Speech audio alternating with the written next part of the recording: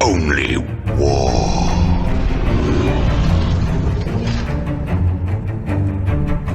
What is up, gents? 40k Dirtbags here. We got an awesome battle report for you today. We got Death Guard 18 Deathshroud versus Chaos Daemons. So we did play this matchup a little bit ago, but it was against a different opponent, and that was post the buff that Death Guard got with the points. So these are with the new points. Morty going down to 300 points and Deathshroud going down as well. But if you guys are new to the channel, appreciate clicking on the video. We do a ton of battle reports, tactical videos, stuff like that. We're currently ranked, I think we were 17th in the world last time I checked. We're currently ranked number 1 Chaos Space Marine player in the world.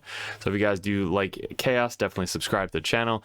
And we do coaching. If you got anybody's interested in getting in the competitive scene, it's always good to have that coach in your corner to ask any questions, go over any ideas. There's never no such thing as a bad question, but that's what the Dirtbag Nation Patreon page is for. Plus you get these videos ahead of time because this is going to be uploaded while I'm already on away on vacation. You'll have to wait a whole week for it to upload onto YouTube itself.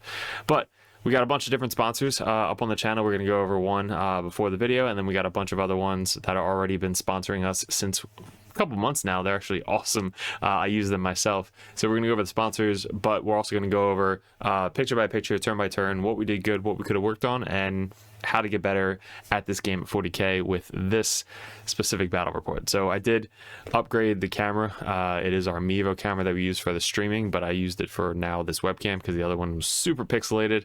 So hopefully this one's a lot clearer for you guys. But let's get into sponsors and then we'll get into the video right after the list. What's up, gents? If you want to support the channel, the best way to support us is to click on any of these links in the descriptions as well as on the main page. We have our 3d6 Wargaming, the objective markers. We have the Rexar Lasers Terrain. Use the code DIRTBAG for free shipping. And also the Patreon page. That'll be at the end of the video. But the merch store is the news store. If you guys want to support and wear some of the swag at the RTTs and GTs coming up, make sure you come up to me and say, hey, check out this swag because I will love it. We have a bunch of Orc swag, a bunch of 40k swag, but mainly we got the Dirtbag swag. This tumbler, legit, use it every single day. Coffee and water, and then these hoodies are so comfortable. I would recommend getting a size up just so they're comfortable on you, as well as with the t-shirts and any of the muscle tees. But this jersey specifically, these are super lightweight, perfect for RTT and GT settings. The 4 ounce is the lightest weight that you could possibly get. It is, I would highly recommend the 4 ounce. The 6 ounce is a little bit heavier, but the 4 ounce is perfect for RTTs. We have white and black versions, and if you guys are interested, all of the stickers are on the t-shirts as well. But guys, that's the best way to support us, is head over to Patreon and click on our merch store and represent the Dirtbags in some merch. Not only can you support us at the merch store, but you can also support us on Discord by messaging me specifically, DM. We sell poker chips, which are great for objective markers, naming specific units that have buffs or debuffs, and sticky objectives. We use them every single game. All of the stickers are available as you see over here, and then all these models, we have Cypher, which is in every single list. We have our Tech Priests for Grey Knights and any Space Marines. They're really hard to get. We have the Phobos Librarian, the Phobos Lieutenant with the combi weapon. Caldus Assassin should still be in every single list, and the old school Cotiez model. We also have the widgets, which are used in every single game, as well as the dice. The dice are limited edition. Once they're sold out, they are gone forever. But guys, let's get back to the video. All right, and I just wanted to throw one more sponsor out here. This sponsor reached out to me about a month ago, and they do clear plexiglass carry cases. Now, I've been using this since they brought it out to me. I put it together myself. Super easy, gives you instructions, a little screwdriver, all the screws, everything you need to put it together. It took me about, I would say, 20 minutes maybe. I was just talking to my buddy putting this together before the game. But it comes with the metal trays that you can put magnets on the bottom of your guys so that way they don't slide around. And it's pretty tall. These are all of the Kroot that we could fit. Like, we could literally fit an entire 2,000 point. This is my entire 2,000 Kroot army in this carry case, and we still have 2 trays to fill on top of that. So it could fit an entire army, and if all these guys are magnetized, obviously it would be a lot better, but none of them are yet. So once they get magnetized, it'll be good. But yeah, you can see we have the bottom layer, which is like the broadsides and the Tau railguns. We have the bigger looking dudes here. We have the smaller Kroot here. We could fit 1, 2, probably 2 more layers of Kroot on the top, maybe 3, but at least 2 more layers on top. So you could probably fit 5,000 at least a Chaos Cult army in this case right here. So I've been using it.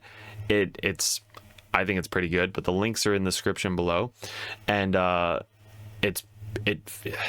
would use it if you're going to a local tournament. Obviously, this won't fit on a carry-on case, and I wouldn't bring this to a plane, but this would be great to bring to an RTT, which I brought to the last 2 RTTs, and I brought it with me. I then took them all out of the case, or out of this case, and put them onto my my tray or my cart, and then when I was done, I put them all back into this case and then just picked it up and walked out. Usually I have 2 bins with me, which are huge, which are just super awkward trying to carry those and carry those and something else. This way I can carry this, which fits the entire army, plus my cart. Or if you just don't bring a cart, you just bring this and boom, you're good to go. So I would highly recommend this. The links are in the description below if you guys are interested. They sell everything on Amazon, and it's worldwide. So check it out if you guys are interested.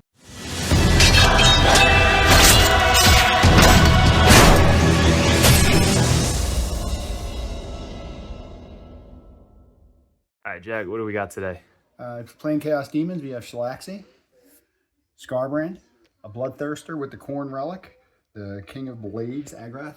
I have a Great Unclean One with the Endless Gift, Squad of Bloodletters with a Bloodmaster, Horn, and Musician and Standard, 2 squads of Plague Bearers, Musicians and Standards, 2 units of Seekers, 1 squad of Hounds, and a squad of 3 Nurglings. Nice, 2,000 points. All right, Death Guard today.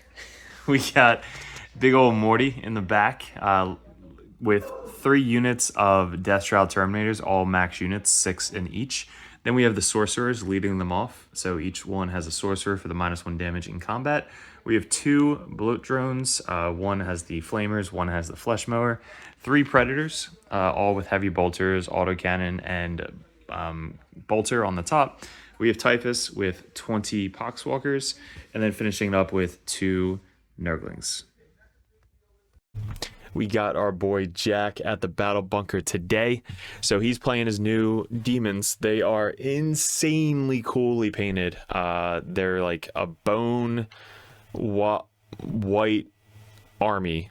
It's like a skull, blood looking army. Like all of his big guys are basically painted. He started painting the Khorne dudes over here. Some of the Nurglings are painted, but dude, these guys look insane up close. You guys can kind of see it in the video when we went over the lists, but yeah, these guys are amazing. So this is the terrain. Actually, it's funny because one of the comments, I do read the comments, one of the comments was like, do you always play #1 terrain? And I was like, honestly, it's the easiest to set up, and most of the tournaments run it, and we play it at our local RTTs. So it's like the easiest to set up and easiest to practice against. So that's kind of why we always play terrain setup 1.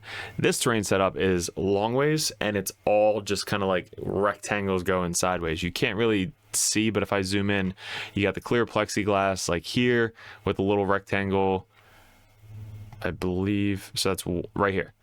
So the little rectangle is right there. And then same thing, little rectangle, big rectangle, and then there's a little rectangle and then a big rectangle right here. But yeah, we go based off the Games Workshop terrain, but this is Rexar Lasers Plexiglass. I highly recommend checking those guys out. Use the code word Dirtbags for free shipping. But practice this type of setup with the clear plexiglass everywhere you go. Just putting these random pieces of terrain down, it's not truly practicing for RTTs and GTs coming up. So my biggest suggestion is, I think they're like $50, $60.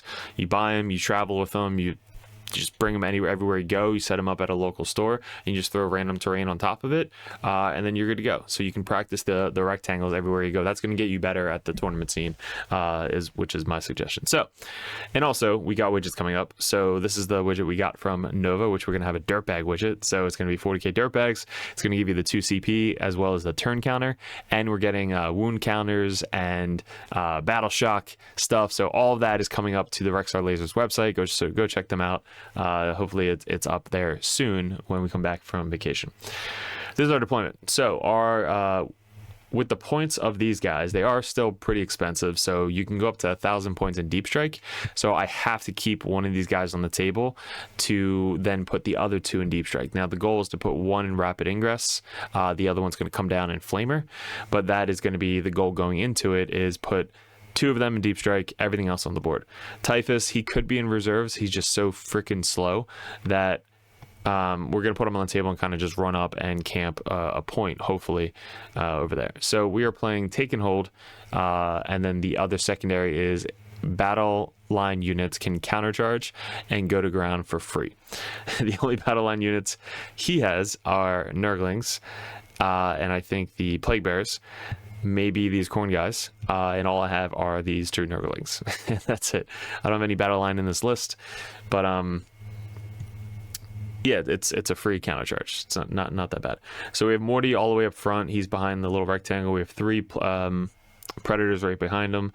These guys are just, again, they're probably going to run up to behind this wall, this 4-inch wall right here, and just kind of wait to see what he does on his end. The bloat drone over there, and then 1 random bloat drone all the way down here to kind of run up to the point to hopefully get something on turn 1. Then we have the Nurglings out front to hopefully try and stop some of the scout moves over here. And then we have the other ones over here. They are behind this wall over here, so try and stop the scout from being too hard on this side.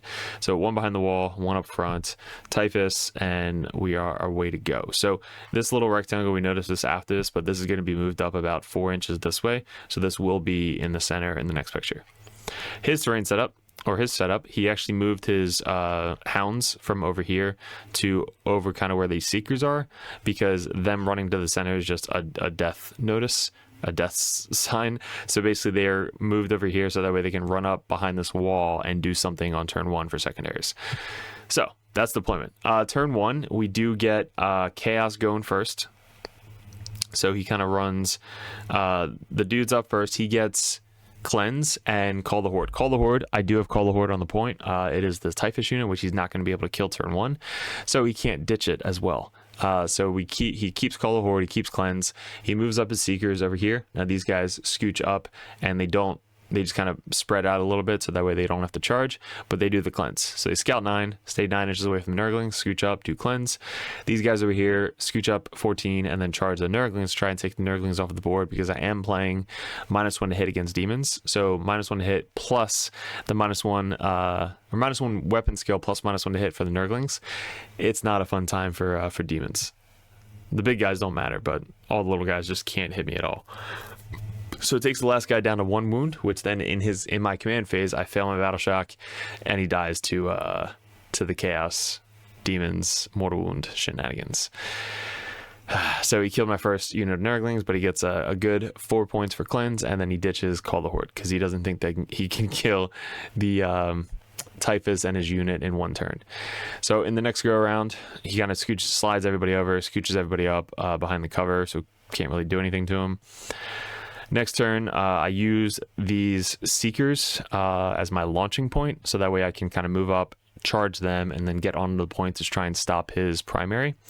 So his primary, he gets a 5 because we're able to stop him into his home field objective. Now how we do that is, this is our movement forward. So we move up the Predator on the back. He's staying there so he doesn't steal my home field objective. Makes that sticky. Predator scooches up, sticks his little toe out in front here on the other side of the ruin, so that way he can shoot something over here. The other Pred comes up this way to shoot these Nurglings going this diagonal. I know it's a little bit hard to see, but I have a line going from there all the way to the Nurglings right there. So that was the line going straight across. I could shoot the Geo, but I'm not going to kill him, so there's no point. And then again, Typhus, everybody scooches up to get in line of sight or in range to charge these guys to steal it over. So after turn 1 charges, this is where we're left. So this guy gets on the point. He's OPSEC 3. These dogs are only OPSEC 1, so I stole that point by him charging in. We got these guys controlling the center, which they killed the Seekers. We got all of the dudes kind of spread out this way to try and block some charges of getting to Morty over here. Morty then piles onto, he was kind of a little bit off the wall, so he kind of piles off of the wall 3 inches closer over here because he did make the charge but he didn't kill anything, so he was able to pile in closer to the enemy unit, which then he gets a little bit closer but behind the wall, not touching the wall. so that they can't see him behind that wall. Then Typhus is behind this wall, so that way, again, against demons, you're probably going to get precisioned out if you're playing somebody that is just focused on killing the characters. So you always want to protect your characters going into demon, like greater demons, because they can just spend 1 CP and boom, there goes your character that you spent so much time practicing with. So Typhus, which you will see later on, is behind the wall so he doesn't get sniped out from a character. Foreshadowing. So secure no man's land, we get 5, and then established locus, we get 0 because we didn't establish turn 1. I don't think I could have got anything into the center without killing. Basically, I was too far away. Couldn't get anything near the center. So that was our turn 1. Turn 2, he starts to commit most of his army. So he moves up. The big bloodthirster wants to get the charge off on either the Deathshroud or the zombies to start whittling them down, because he thinks that the corn dudes plus the bloodthirster charging the zombies would just wipe out the zombies, which seems pretty good because they hit on 2s. But when he comes down here, I rapid ingress my terminators up here on the point. So I'm outside 9. He's outside 6, but I'm outside 9. And since they all have flamers, when he charges in, I can overwatch them because they're all within 12 inches. I can just overwatch them and hopefully they fail their 5-up invuln saves, which he fails 8 out of 10 of his 5-up invuln saves. So we flamer them as they charge in. He does get the charge off on there. Geo spends a CP to advance and charge, so Geo gets up to here. And then makes the charge on the Terminators. These guys got picked or came down from Deep Strike within 6 of Geo. Great unclean Guo. I don't know how you guys pronounce it. Geo. So they can then charge the dudes over here to get there. Shalaxi came down within 3 over here to get a bunch of pot shots off on the Terminators. And then the big guy came down in the back here to try and make that 9-inch charge and steal my home field objective. So surrounding me, which is really good at this point. So he's got his home field objective. He's basically moving all his greater demons on the table, moving up.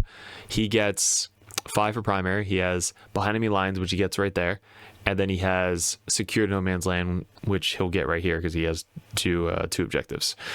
So after the charges, this is the other side now. So after the charges, he couldn't charge. He failed his charge. And now we're in combat with the green dudes, the plague bearers, my terminators, the big guy against the dudes over here, and then again he failed 8 out of 10, so he's got 2 guys left with the blood crusher character over here. So yeah, that those guys kind of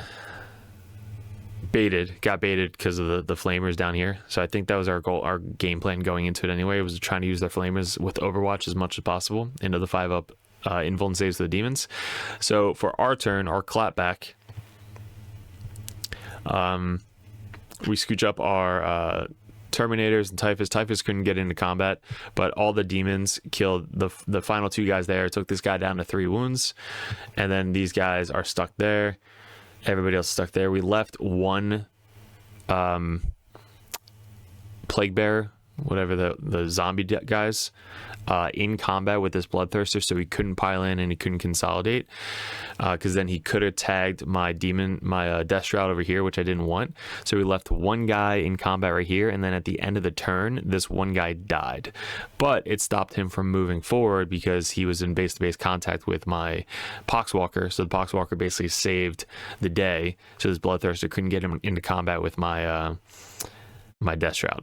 So Geo and Shalaxi took the Deathshroud down to 3 Deathshroud and the Sorcerer, and then some of the Plague Bearers got clapped back by 3 Deathshroud over here. So 3 Deathshroud interrupted. I spent a lot of CP this turn. Came down, rapid ingress, overwatched, and then interrupted for 2 CP. So I spent 4 CP in this one, in his turn, basically. So 4 CP, so I interrupted with these 3 guys, killed 2, 4, so killed 6 of the Plague Bearers back. And then our turn, going into this turn 2, bottom of turn 2, we then just have to try and commit what our predator is going to kill, what greater demons are we going to try to wipe out, and can we kill all of his infantry. So if we can kill all of his secondary units, all he has left is greater demons, which is going to be a lot harder to go after his secondaries than with all of his other smaller units. So we start moving up our our flesh mowers and stuff like that to try and finish off the dogs. We have one guy here. I wanted to charge this guy, the flesh mower, into the plague bearer. And then once I killed the plague bearer unit, consolidate onto the point. Didn't kill the plague bearer unit, rolled like shit. So that guy wasn't able to get onto the point to steal this primary. So if I would have charged over here and got onto the point, the Shalaxi would have been within 6 inches to countercharge me to basically just blow up that anyway. So I had to charge this way, base to base, and not be on the point because I had to stay 6 inches away from Shalaxi. These guys came down deep strike in the backfield, which I think was a little too far. I mean, he did have his backfield pretty much protected here, but I guess this was the best spot. I don't know if I could have went anywhere closer this way because I probably could have put maybe one guy closer over here. And the reason because once they come down, they're there. Like, they're not really going to go anywhere else. So you'll see he starts running away from them. So now they're only speed 4, so I'm going to have to advance to get anywhere on this table going into turn 3. All the predators line up to Shalaxi. We take Shalaxi down to 6 wounds, I think, with all the shots. And then we put as much damage into the Bloodthirster with this side of the field as we could. I wanted Typhus to mortal wound this guy so that way the zombies can charge here and try and take over the point, because we did get Storm Hostile Objective and Aerial Denial. So I wasn't getting Aerial Denial. That was kind of like no way. And then so this guy has a chance to steal this objective. That would have got me 4 points. Or these guys, Typhus killing this guy in combat and then charging and stealing this objective would have got me 4 points. Instead, Typhus rolls a 1 for the damage, so it takes this guy down to 2, and then these guys fail their charge onto the big guy. And they're stuck in combat as well. So this is another thing I should have done, is see how close this dude is. So this guy is about, I don't know, 5-6 inches away, maybe over here. So he should have charged in this way, and then these guys could have piled into this guy to try and do more damage into him. But instead I went for the like 8-inch charge going this way, which I failed. So they're kind of just stuck in the back on the point over there. Morty going into the Bloodthirster with 13 wounds. Don't take him down. Didn't take him down. Morty only has 5 attacks, which is terrible. And then if he's got a 4-up save, so he makes the saves. Geo's down to 17 wounds, just with these guys randomly attacking him back. I failed to kill these 2 guys with my 10 attacks Flesh Mower. So Flesh Mower charges in, only kills 2, and then I'm not able to pile into the point to steal the point. This guy shoots the dogs, charges the dogs, kills the dogs, can't pile back onto the point, so he can't get that way. And that was basically my turn. So I messed up there, messed up down here pretty bad, and these guys are super far away. So going into turn 3 for the Chaos, he gets 15 points because I'm not able to take this back from him. He holds this with Shalaxi, and he holds his backfield. So huge swing with primary. Jack gets 15 points on turn 3. He gets Assassinate and Engage in all fronts. So Assassinate targets are Morty, which his attacks back into Morty. Morty's at 9, I believe, 9 wounds. Or maybe I think I made the save. This turn he goes down to 9 wounds. But my characters are Typhus, Morty, and all the sorcerers. So sorcerer, sorcerer, sorcerer, and that's it. So he's got to get to me, which is where Shalaxi is going to start coming into play. So Shalaxi goes for 14 inches this way. There used to be a predator here. Not anymore. And then the plague bearers, they made about 3 more plague bearers, so they came back to play. Plague bearers over here, like I said, they're just running away from these Terminators because, again, I'm only speed 4. So if I keep 9 inches away and you move back 5, I'm now, 15 inches away, 14 inches away. So I need a 10 to charge. Not fun. And then we're just slap boxing in the center with Morty and this big ass Bloodthirster. Geo is just so bad at killing Terminators and stuff. Anything with multi wounds, he's just not the best. 4-up invuln saves, -1 to wound, -1 damage, just slap boxing right here. So they're not really doing anything to each other. We still have 2 predators. This guy got onto the point, and he had to stay in that deployment zone because he has engaged on all fronts. So he's got this quarter, and then that quarter. He wasn't able to get anybody in this quarter because these plague bearers are too far over left here, so they couldn't get. They could have fell back to here, which might have been better. That probably would have got him 2 more points. And then I wouldn't have been able to attack him back. So maybe he should have just fell back onto the point and just kind of got his 2 points for engage. So going into turn bottom 3, we get 5. So that was a 10-point swing with primary. We still only hold this point up here because he stole our home field objective. We move our predators back, so we get 6 points on the home field objective. He only has 5. But then we line up. Shalaxi has, I think, 7 wounds left going into this turn. So you can see we line up 2 predators. I'm pretty close to him for a tank shock. We fall back our Terminators because I don't want to just keep giving him random attacks. We fall back Morty because he's got 9 wounds left. And then all these guys kind of scooch up to get the, whatever we can do. I don't have any grenades. Morty's the only one that has grenades, and he fell back, so he can't grenade this turn. But Typhus can do his D6 mortal ability. The Flamers can shoot wounding on 6s. These guys actually roll 5 for the advance. So I get actually 1 guy on the point to steal his home field objective, which was huge. That was just a random. I was like, all right, let me just try and get close to you. I roll 5, and I'm like, shit, let's measure this. So I put the 9 inches down, and I squeaked 1 guy onto the point by about half an inch. So that was kind of clutch. These 2 guys get on the point. They can fall back, shoot, and charge. So they're basically falling back, getting both on the point, not chancing it again. They get both on the point, and they're able to kill the rest of these plague bearers over here. So the goal this turn, we have to kill Shalaxi, get her off the board, kill everything on this point. We took over that point, and we have to try and kill the Bloodthirster. Can't do anything this turn to this guy yet, but if we can kill the Bloodthirster, kill Shalaxi, and kill the dudes holding this point, this is a good turn. So for our turn 3 storm hostile objective, we kept because we knew that we can take over the objectives again, and then we get assassinate. So we have to kill one of these big guys, and then we're basically good to go. So what did we kill? This chick got down to 1 wound with all the shooting. So I was like, you know what, Jack, I'm charging it. Screw it. We're gonna tank shock. So we tank shock it, and we get 4 5s on the tank shock. I was like, holy shit, there's no way. And then he's got to roll a 5 up 4 times, and he rolls a 5, a 4, a 3, and a 2, which kills Shalaxi. So Shalaxi dies to a tank shock. F you, Shalaxi. She's killed too many tanks in her day. And then we pile back onto the point. So this little kind of thing that we did here was we charged Shalaxi. And now, since the thing is done, I have to consolidate towards the closest enemy model, which would be this guy on my home point objective. So then we pile back onto the objective over here. So now we got 6 points back on my home field objective. And he can't get that anymore. Up here, we take this guy down to 4 wounds before we charge in. So once this guy got down, we charged in. We got basically 3 of the Deathshroud into him.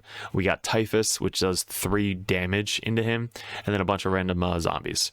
So all these guys got into the big guy, and obviously we'd take him down because he only had 4 wounds left. And again, these guys are kind of just chilling, killing those guys down there. So that was the end of turn 3. Going into turn 4, he gets a whopping 0 because we control his home field, our home field, and everything in the center. All he has left after this turn is Geo. I guess he has freaking 1 Poxwalker left. I don't know. Oh, I think I just killed him with the flesh mower. So I think he's still there by accident, but he should be dead. This is funny coming up. So he's dead, and then he doesn't control anything else. So his turn, he gets a 0 for primary, and he pulls containment and defend stronghold, which then I think he spends 1 CP because there's no way he's going to be able to defend this. Because even if he comes back on his home field objective and doesn't charge me, next turn I'm going to move up, charge him, kill him off his home field objective, and then he's going to have to keep it again for another turn. So he just gets rid of it. He then gets sabotage. So he's got a big beast in my backfield, which he can sabotage, but he's got 2 predators right in front of him, and having a bloodthirster, or whatever this guy's, the corn dude character's name is. When you have 2 tanks in front of you, you're not going to sacrifice these 2 tanks to do sabotage. You're going to walk up and you're going to slap these 2 tanks. Like, that is just your thing, right? So that's what happens. He scooches up, lines up to charge both these guys, and then Geo is in combat with Typhus and the zombies. So I was like, Jack, might as well just try it. Like, you're either gonna kill zombies or you're gonna try and kill Typhus. So he's like, I don't know if I can do it. I was like, dude, just fuck it. You got Geo left, who's about to die next turn. He's got 2 fucking wounds left. Like, just spend a CP. He's like, yeah, but I hit on 5s, because I think he hits on 3s, and then -1 ballistic skill hit on 4s, and then -1 to hit because of Typhus hits on 5s. So he is lethal on 6s. So he hits on 5s, lethal on 6s. I was like, dude, just do it. So he does it, spends a CP, fucking rolls 2 lethals. I fail 1 of them, and then he rolls a 6 for the damage. So he literally kills Typhus in 1 swing, which was just epic. I was not expecting that at all. But I was goading him to do it, and he did it. So congrats, Jack. You literally one-shot at Typhus, which was hilarious. All right, so this is the other side of it. What do we have going on? Everything I just described to you is there. This guy scooches up, and his base is big enough to get into combat with both these guys. So if you charge both, you have to end an engagement range of both. So which means you can get around the being able to be in combat with base to base. So basically, he can be in base to base with this guy, but then he can't be in combat with that guy. So you then choose to charge both and just be a little bit off there. So within 1 inch there, within 1 inch there, now you charge both tanks. So this is insane. He's AP 4. I don't get a save, and then he's just flat 6 damage. This predator has 6 damage left, and this guy has, I think, 11 wounds. So he has to have 2 wounds go through here and 1 wound go through here, and then boom, he kills 2 tanks. Well, guess what? He killed both tanks. So he had, I think it was like 6 attacks. So I think he put 2 in one and then 4 into the other. He wounded me once on the right side. I couldn't do anything, so he just died, didn't blow up. And then he wounded me 2 or 3 times on the left side. AP4, don't have a save, goes right through. 6 damage flat, 2 of them go through and just murders it. So this dude is insane. He literally walks up and just takes off 2 predator tanks in one go. So that was epic. Now he's just holding up my home field objective. This is my home field. It's kind of like that. So that's my home field. This is his home field. We got the Deathshroud slowly creeping up. The zombies, there's 1 zombie left that lived, so he kind of backed up just in case he gets like a no prisoners or something easy. So he backs up. Morty's about to come back in. All the Deathshroud are about to come back in. These Deathshroud are about to come back in. This tank is about to move up, and this tank is just kind of camping up there. And these guys are too slow; they can't do anything. So basically, just camping his home field objective back there. We get on turn 4, 15. We had overwhelming force, which we killed. We have to try and kill Geo and no prisoners. So we have no prisoners, overwhelming force. Geo's on 4 wounds. Can we do 4 wounds to Geo with just what we have right here? Let's see. So everything scooches up, everything charges, everything kills it. So it was pretty easy to kill a Geo only on 4 wounds. Now the shooting didn't do anything. I shot everything into him. I think I took him down to like maybe 1 damage. I did 1 damage to him, so he only has 3 wounds left. We charge Morty, we charge these guys, we charge those guys, and we charge our tank. So everything gets into combat, and now we're just trying to get farther away from this guy. So we just kind of consolidate Morty a little bit closer to the objective. Then all these guys are kind of just like camping the objective. Nurglings are just, this is sticky, so Nurglings are just camping up there. And this guy's right in the center, so he can't come down within 3 over here. That's the goal. Can't come down within 3. Can't come down within 3, can't come down within 3, and these guys obviously can't come down within 3. So going to turn 5, he gets 5 on primary because he holds this one objective, and then he gets containment and sabotage. So we had containment last turn from these guys, Plague Bearers got picked up, brought back down to my home field objective, near my home field objective, did sabotage, couldn't stop him. So it's 6 points, and then he gets 6 for containment last turn. Now he gets 6 points for sabotage this turn. So he finishes off with 6 for secondary in turn 5. He swapped no prisoners for overwhelming force, which can't do anything, so he only maxes out with 6 on turn 5. Our turn 5, we obviously get a 15 because we hold 4 objectives, and then we get bringing down, which I'm not going to kill this guy, so we have to spend a CP, and we get sabotage and containment. Also 2 really good for turn 5 if you have enough guys left and they're quick. So what we can do is we can move this guy down to be wholly within 9 over here to get containment, and then we can move these guys back a little bit this way against the back field to get containment as well. Now the option here is these guys could have done sabotage to get 6, but then none of the guys are near a board edge to get another containment. So that's where it kind of sucked, was because I had so much in the center and they're too slow. Like if this guy, see, they're just too slow. So I would have this board edge and that board edge, but then I need something in his deployment zone to get sabotage, which I didn't have. So Nurglings can't do shit. So the max I can get is 9 points on turn 5. So the final score at the end of turn 5, this is the final board state. This is where the guys landed in my deployment zone, and then he's on the backfield as far as possible. And this is basically the final board state. So this guy scooted up and did sabotage for 3.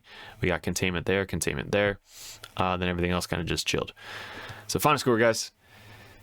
Jack with 61 Chaos Demons, and then Death Guard with the 18 Deathshroud, 83. So at the end of the game, we had 2 Deathshroud with the Sorcerer, 6 Deathshroud with a Sorcerer, and then 6 Deathshroud with a Sorcerer. This game was really all about kind of fighting in the center, we've noticed. They got 1 or 2 big guys in the back, but couldn't really stop him. Also, what I noticed from last time is when the big guys that have 3 damage, like Shalaxi, goes into the Sorcerers, on a 2+, it's -1 damage, and then you can spend 2 CP to get another -1 damage, so they can go down to damage, -2 damage. So your 3 damage, sweeps from Shalaxi is only going down to 1 damage, and you have a 4-bin vuln save from your Terminators. It's -1 to hit, -1 to wound. They're pretty freaking tanky to kill, especially hitting on 3s or 4s, 5s sometimes if you're infantry. So really hard to kill against demons if you can get everything to stack on top of each other. So this game, he only had Geo in combat with my Terminators. The big Bloodthirster was in combat with Morty. This guy was killing tanks. The other Shalaxi was killing tanks. So we didn't really get a good view of what the Deathshroud could do besides lasting against Geo for a couple turns. That was about it. Nothing I would change about this. I mean, honestly, maybe I would change one of the tanks for more infantry, because I felt limited with secondaries and screens. Like there was no screens whatsoever. I basically was using like Nurglings to somewhat screen out. I couldn't screen out my backfield at all. So if you get rid of 1 Nurgle unit and a tank, you're at 180 points. That can get you a bunch of stuff. So that can get you 2 more zombie units. That's 100 points. Then you have 80 points left over. Honestly, you could just go 2 more Nurglings. They could somewhat screen. But you really need units to do secondaries and screen. So I think that was the biggest thing I noticed with this type of list. It's very tanky. You sit on objectives, you bully people, you don't die, but you need to make sure that you get your secondary points. So for Jack, he had 25 out of 50 for primary. He had 5 turn 1, 15 turn 2 or turn 3, 0, and then 5. Then he had 26 out of 40 for secondaries. For us, we had 45 out of 50 for primary, which we had 10-5, which was a huge swing, and then 15-15. And then again for the secondaries, I just felt a little bit lackluster with the secondary points. I did mess up Storm Hostile that turn prior because I messed up that charge, like that easy charge and killing the Plague Bearers. So I messed that up. That should have been 4 more. Should have got an extra, thing over there. But 28 out of 40. So finished off with 83 out of 61 Death Guard. So let me know what you guys think. What would you suggest moving forward? Did you like this type of video, these types of battle reports? I don't like watching a 3.5-hour video. I'd rather do a quick 30-minute battle report, tell you what I learned, what I could have done better, and you guys can kind of see very competitive players play in a shorter term in the Games Workshop setting. So hopefully you guys enjoyed it. Appreciate it. Let me know in the comments below. If you guys are into the competitive scene, head over to patreon.com, support us. If you guys want to support us, we also have the store and all the merch up on Discord. And the Rexar Lasers, definitely give a shout out to him. Awesome stuff. We got a lot of widgets coming up, but guys, I appreciate it. If you're heading out to Worlds, come up to me. If you're heading out to LVO, come up to me. We got a couple GTs coming up before LVO, so that way we can try and get to top 5 in the world ranked at ITC season this year. So guys, appreciate it. Good luck, and we'll see you in another video soon.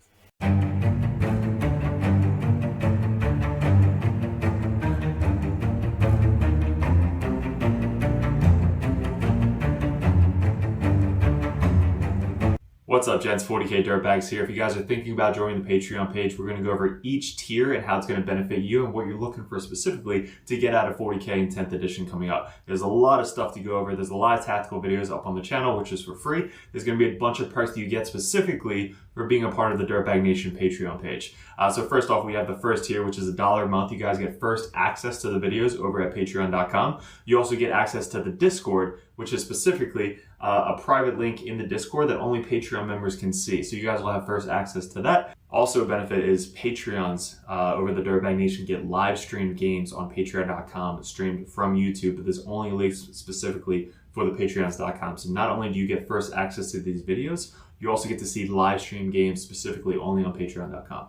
The next tier is the Justicar. You guys get a shout out on every single video on YouTube. You also get to support us a little bit more. You get first dibs at voting on Discord, as well as you just kind of say, hey, I just want to be a Justicar Dirtbag and support you guys a little bit more than that $1 a month tier. But you get all the same access as well as the different color over on the Discord. So the third tier is the competitive Dirtbag. This tier, you get a lot more one-on-one coaching. This is a lot of the Dirtbags over on the Dirtbag Nation. They are able to send out messages one-on-one, go over list ideas, tactics, anything you guys want to talk about. When I was getting into 40K, or really any game in general, I always wanted to message the top players in the meta and just ask them questions. This $10 a month tier gets you that opportunity to message us one-on-one on Discord, so that way we can actually coach you, give you our insights, suggestions, and that's going to get you better at the 40k 10th edition as a whole. So that tier alone, just $10 a month to have one-on-one coaching, one-on-one messages anytime throughout the month, that's going to be a perfect tier for you guys. Even if you're brand new to the game, we go over 1,000-point list, 1,500-point list, 2,000-point brand new starting list, team list, anything you guys need. That's what the competitive Dirtbag tier is for. Also, you get a little bit red number name tag on Discord, so people know that you're really serious about getting into the competitive scene. The Grandmaster Dirtbags. This is the all-in-all $25 a month tier. You get one-on-one coaching, everything we said prior to this, but you guys get to see me, Mike, any of the other Dirtbags play your specific list that you want to see tested out live on one of our battle reports. You guys get to mention, suggest videos you guys want to see coming up on patreon.com. So you guys get the above first tier benefit of everything that we do over at Dirtbag Nation. All the support mainly comes from you guys supporting us over here at Dirtbag Nation. And Grandmasters, I can't thank you enough, but for $25 a month, you get one-on-one coaching and anything you want to see live on the tabletop. So you get to see a professional play right in front of you. You guys get to kind of like see it one-on-one, and I'm actually making this specifically for you. There's also TTS events that you guys can suggest. If you guys want to do a first 1 or 2 turn run through on TTS, we can actually log in and coach you one-on-one with that. If you guys see us at any GTs, you guys get special benefits, free dice, stuff like that. Anytime you purchase a merch thing on Discord, you guys get a free limited edition Dirtbag dice sent to you with every single purchase on top of that. So there's a lot of benefits coming up with the Grandmaster Dirtbag. But guys, I can't thank you enough for supporting us.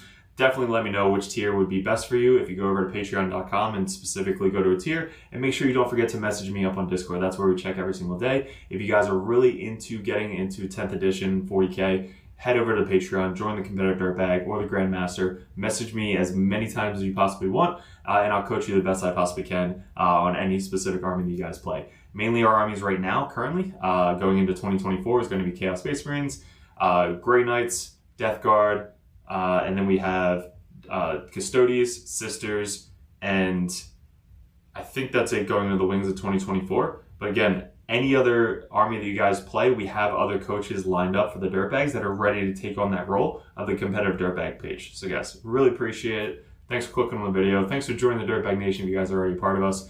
And we'll see you in another video soon.